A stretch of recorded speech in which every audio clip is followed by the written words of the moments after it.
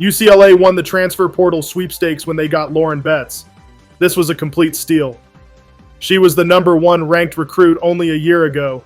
She was ridiculously benched last year, which caused her to be underrated. I couldn't believe what I was reading when I saw she wasn't on the Pac-12 preseason list. I mean, come on. Let's be serious for a second.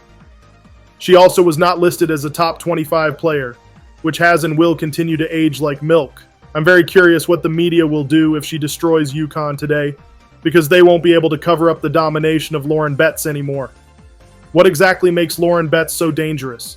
She's significantly bigger than the majority of players in college basketball, and she's not afraid to use her size. It's scary how many similarities there are to her and Liz Cambage. Without the extracurricular activities, of course. In the age of small ball and stretch bigs, super tall players like Lauren Betts, who are aggressive in the paint, are going to be at a premium. There's just not many players equipped to stop them. When she puts her back to the basket, you're in trouble, because she's willing to bang and get physical. She knows the defense is too small and doesn't mind making them pay. Her footwork is very good, especially for her size. This is especially important because teams swarm her a lot. It's not uncommon for her to have 2 or 3 defenders on her, and she finds a way to finish over them anyway. Lauren Betts is also a capable mid-range shooter. She was already extremely hard to guard, and this is just icing on the cake. This will be important when being matched up against players like Cardoso. Right now, Lauren Betts is averaging 20 points and 11 rebounds. But the most impressive statistic is her field goal percentage. At the time of this video, she has attempted 42 shots and made 33 of them. That's 78%. The pick and roll game with Lauren and Kiki Rice is very hard to stop and will be a huge part of UCLA's success. I wish they tracked screen assists for women's college basketball because the number has to be very high for Lauren Betts. Lauren Betts has been an instant success for UCLA. But the question then becomes, is she only doing this because of the weaker competition UCLA has played so far?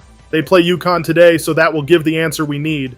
But even without that, I don't see any reason why Lauren Betts won't continue to dominate. In the AmeriCup tournament, Lauren Betts outplayed Angel Reese. They averaged a similar points per game, but Lauren Betts shot 72% from the field, compared to Angel's 36%. A lot of people argued that Angel Reese only struggled because she was playing against grown women. By that logic, what does that make Lauren Betts? If she was dominating against grown women, then what the heck are college players supposed to do against her? Her defense is just as good as her offense. Considering her height, it's not surprising that it is hard to score on her. She's great at blocking shots, and when she's not shot blocking, she's altering the shot pattern.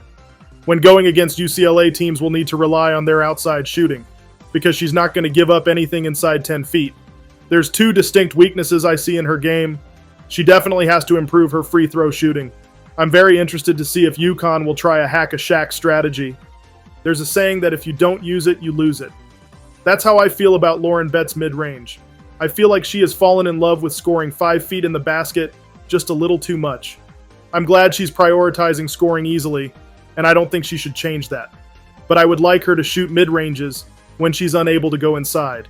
If she works on these things and UCLA surrounds her with shooters, she has the chance to be the best post player her junior and senior year. But how good is Lauren Betts right now? I don't think any post player could stop Lauren Betts in a head-to-head matchup besides Cardoso and Cameron Brink. And they wouldn't fully stop, more like contain. Maybe Ayoka Lee could beat her, it's hard to say because they are so similar. I pray UCLA plays Virginia Tech, LSU, or Indiana in the tournament. You heard it here first on Black Friday, November 24th. They want absolutely no smoke with Lauren Betts. You might mess around and see another Brink versus Holmes situation. Lauren Betts isn't coming, she's already here. If you're watching this video, I suggest you hop on the bandwagon, because she's about to make post players look real stupid the rest of the season. Thanks for watching, and I'll see you next week.